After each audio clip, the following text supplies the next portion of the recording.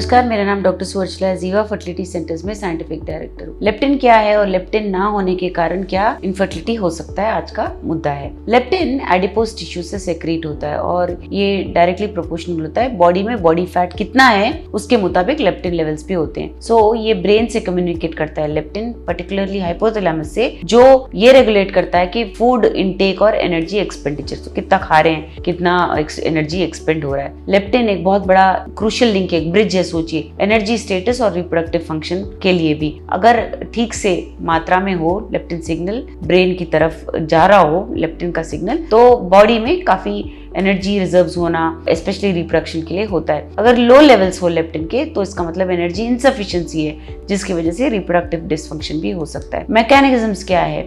ये जो लेप्टिन है ये हाइपोथैलेमस पिट्यूटरी गोनाडल एक्सिस को अफेक्ट करता है। लेप्टिन रिसेप्टर्स जो हाइपोथैलेमस में, जो ब्रेन में हाइपोथैलेमस में, वो रेगुलेट करते हैं जीएनआरएच हार्मोन को, गोनाडोट्रोपिन रिलीजिंग हार्मोन, जिसकी वजह से पिट्यूटरी में ल्यूटिनाइजिंग हार्मोन और फॉलिकल स्टिमुलेटिंग हार्मोन रिलीज होता है, जो महिलाओं में ओवरीज काम करने के लिए आवश्यक है, पुरुषों में टेस्टिस। एलएच और एफएसएच ओवरीज और टेस्टिस पे काम करते हैं, जिसकी वजह से सेक्स स्टेरॉइड्स यानी महिलाओं में ईस्ट्रोजन और टेस्टोस्टेरोन, पुरुषों में ईस्ट्रोजन एंड टेस्टोस्टेरोन, जिसकी वजह से गेमेटोजेनेसिस होता है। गेमेटोजेनेसिस यानी महिलाओं में अंडे का बढ़ना, स्पर्म प्रोडक्शन पुरुषों में होना। लेप्टिन अगर को प्रॉब्लम में हो या लेवल्स ठीक ना हो तो प्यूबर्टी में प्रॉब्लम हो सकता है। ऑनसेट अगर 13 साल के ऊपर भी पीरियड नहीं आए तो लेप्टिन भी एक कारण हो सकता है। सफिशिएंट लेप्टिन लेवल्स जरूरी होते हैं प्यूबर्टी हिट करने के लिए, क्योंकि रिप्रोडक्टिव सिस्टम मैच्योर होता है।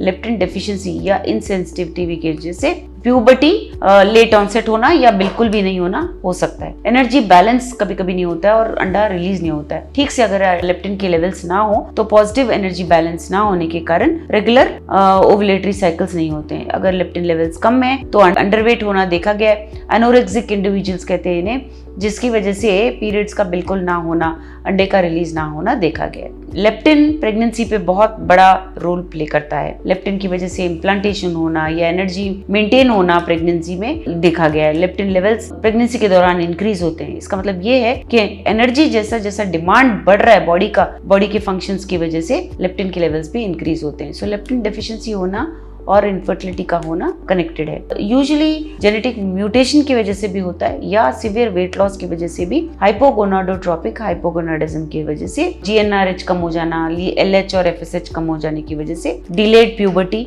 इनफर्टिलिटी और बहुत सारे अन्य प्रॉब्लम्स देखे गए।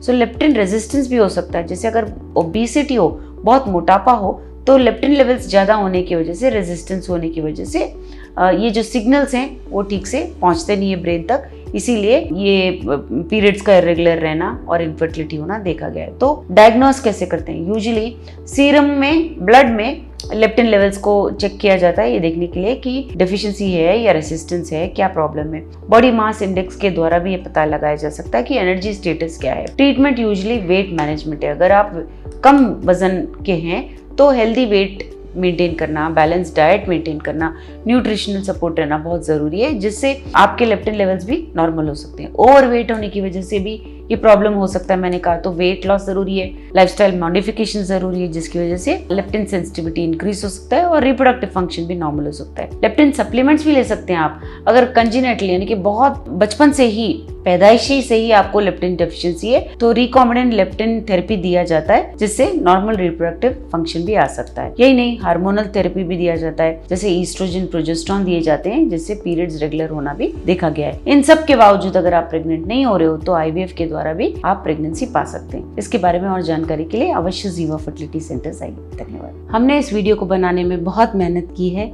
जरूर हमें सब्सक्राइब और लाइक कीजिए। Thank you.